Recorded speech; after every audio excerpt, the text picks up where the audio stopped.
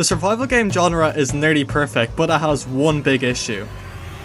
Most of them are not realistic, so I searched far and wide to find and rank 3 of the most well-known survival games, based on which one is the least forgiving with its environment, food, and sickness. To find out which game is the most realistic, I made a tier list going from the games that have absolutely nothing realistic about it, to games that feel and look like real life. So today we will answer the question we all want to know. What is the most realistic survival game? Now let's have a quick look at the tier list and the first games we're going to look at. At the bottom of the tier list we have What Is This? These are the games with literally nothing even close to real life. Next, the developers made a small effort, somewhat realistic, reasonably realistic, maybe missing a few key mechanics, very realistic, nearly there, and of course lastly, basically real life. The 3 questions I want answered from each game is how realistic is the environment, how realistic is the injuries, sickness, and lastly, if you or me was put into the game, what's the chances of us actually surviving a month? Up first, let's find out how realistic DayZ is.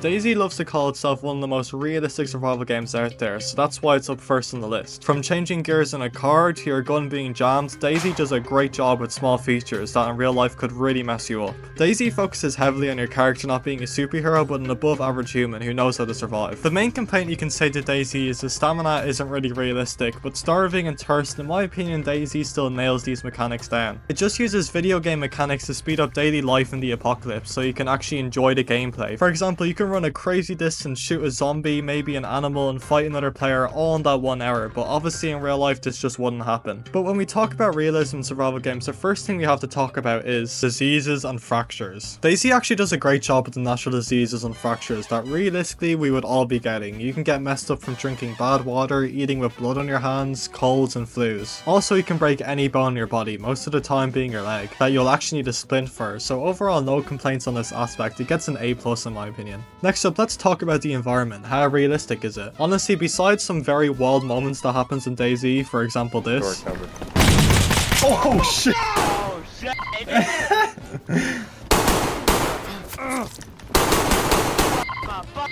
Got him! Got him, got him. Holy.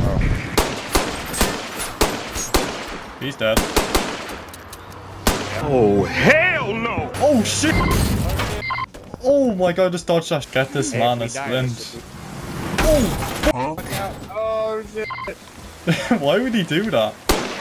The environment the game sets you up in is eerie while also very realistic. With the apocalypse only happening days after we play the game, it makes sense everything is still intact, not taken by Mother Nature yet. In DayZ you can make bases, shelters, fires, all the normal survival stuff, but I'm going to give DayZ more props for the base building, even though everyone in the community gives out about it, because people give out about how long it takes to make a shelter, but if we talk about in real life, it can take days to just make a small leaf shelter, so that's definitely realistic. Also, fires can take a while to make and light, which honestly I think majority of people in the world would struggle with keeping warm, because you'd be surprised the amount of people that literally cannot make a fire from natural resources. DayZ also does a great job with guns, food, water and clothing. When it comes to the guns, people talk about how well DayZ adapts real life weapons into the game. While it might not be perfect, it's honestly very impressive and it's not really the main focus of the game. When we talk about all the survival games that the main point is trying to make survival as realistic as possible, they normally overlook the importance of food and water, but DayZ does a solid job by taking into consideration the food being bad by rotting and water making you violently sick if you don't get the good stuff. My only complaint with the water is you can't boil water in a frying pan and you can't use an ice pick to break ice to get water, which I think is ridiculous. So I'm gonna knock some points off for not having common knowledge features in the game, but food is done well. It's not over the top showing you how much nutritional value is in each food, but for example you actually have to peel a potato before eating it, which is a very small feature but is actually very noticeable. Your clothes can also wear out the longer you wear it, which you can actually repair with duct tape or it'll be ruined, making water get into your clothes easier and getting colder. Side note, DayZ does a great job with temperature because you can freeze to that and also overheat, so props to that. But finally I want to mention the cars in DayZ. When you look past how laggy the game is when you start driving, it is really a great system. You have to make sure the car radiator doesn't overheat. You can change your gears and it actually has an impact. Your wheels can pop. If you crash you can suffer whiplash, broken bones. So honestly, for cars not being even a main talking point in this game, I haven't seen a survival game do a better job than DayZ when it comes to cars. While a lot of these features I just talked about may seem obvious, you'd be surprised the amount of games that don't even bother adding it. Now let's get back to the 3 questions you want to answer and see how DayZ ranks overall. Up first, how realistic is the environment? In my opinion, DayZ gets a 9 out of 10. It's nearly perfect. The graphics itself could be a bit better, but the vibe with the animals being around, the fact you can make a base anywhere, up in the trees or the mountains, is actually really good. Also the towns itself being broke down but not overrun by zombies. DayZ does a great job with the environment. How realistic is the injuries and sicknesses? I don't care, I'm giving it a solid 10 out of 10. You can get sick from almost anything. Break a bone or some sort of bullets, falling from a tree, all the above. I don't think many other games can rival DayZ. I'd be surprised if anyone disagrees with me on this. Lastly, let's have a look if you or me would survive a month. Honestly speaking, it's all based on luck. We could get a weapon, at least some tin food, maybe a deer, maybe a lake for some water, and hopefully avoid the other people in the world, which is the main issue. We have a chance, but if we're not lucky, we could turn into zombies. Now overall, I think DayZ deserves to go to the very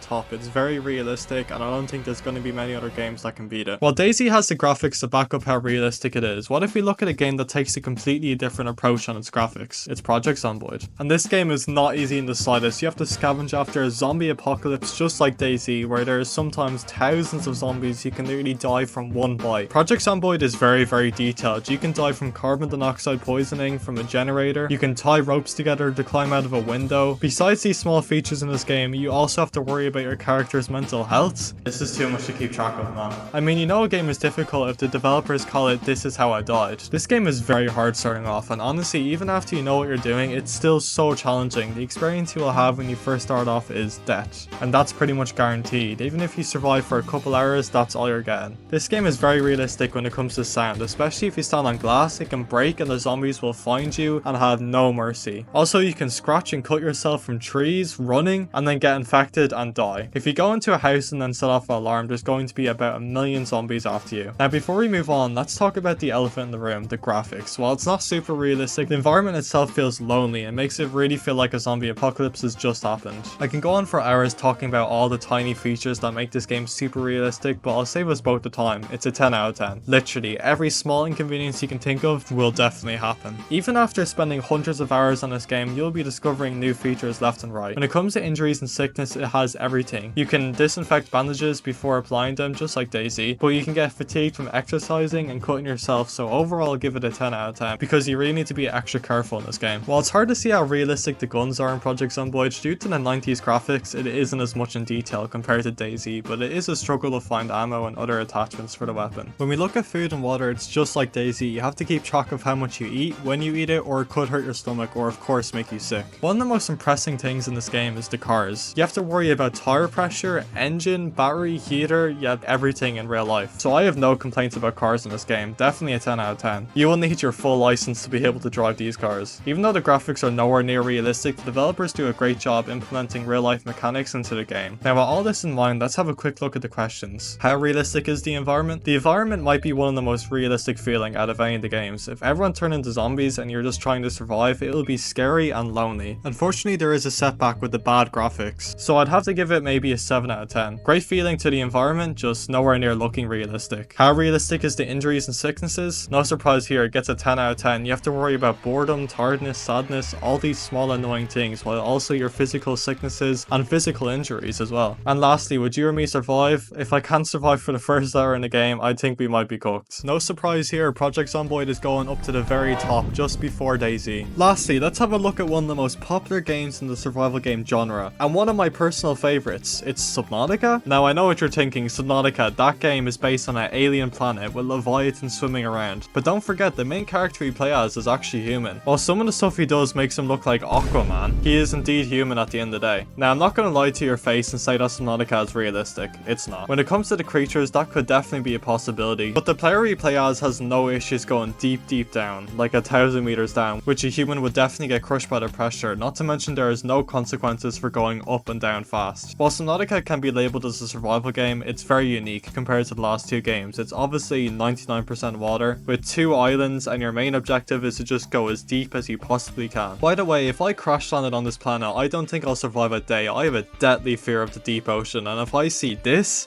After the Aurora explodes, yeah, I'm done for. When we look at Subnautica, it is completely different to the last two games. There really isn't massive consequences if you hurt yourself or eat something wrong. There is one big sickness that you're forced to get, so there really is no way to get sick or injured. By the way, realistically your body would suffer just eating fish and being in the water all the time. Subnautica does the term survival game a different way. You just have to survive long enough to complete the main story. Unlike the first two games where there is no end goal, Subnautica actually has one. If we talk about the environment, it is beautiful, one of the best looking out of all the games, but obviously the whole realism thing gets thrown out the window the second we go deeper. But the starting area in the game can actually just be a beautiful reef or something in real life. Subnautica also has a habitat builder that you can just spawn bases if you have the resources for it, and as of right now this isn't possible, maybe in the future though. Subnautica overall isn't really realistic, but it's one of my favorites in the survival game genre, so let's have a look at the questions and see how it ranks. How realistic is the environment? The starter area can be a beautiful coral, but beyond that, yeah, no shot. But it is one of my favorite environments, so unfortunately I have to give it a 2 out of 10. How realistic is the injuries and sicknesses? There is none, unless you include the car disease, which is a massive far-fetch from what we get on Earth. So 0 out of 10. And lastly, could we survive? Well, good luck to you because I will be no help. I think I'm going to put Subnautica in the made a small effort tier. It's not completely impossible of happening, but overall very unrealistic. Now this is the final tier list. Do you agree with my placements? Let me know down below in the comments. If you enjoyed the video at all, please consider subscribing. It's free. I hope you all have a great rest of your day, and peace.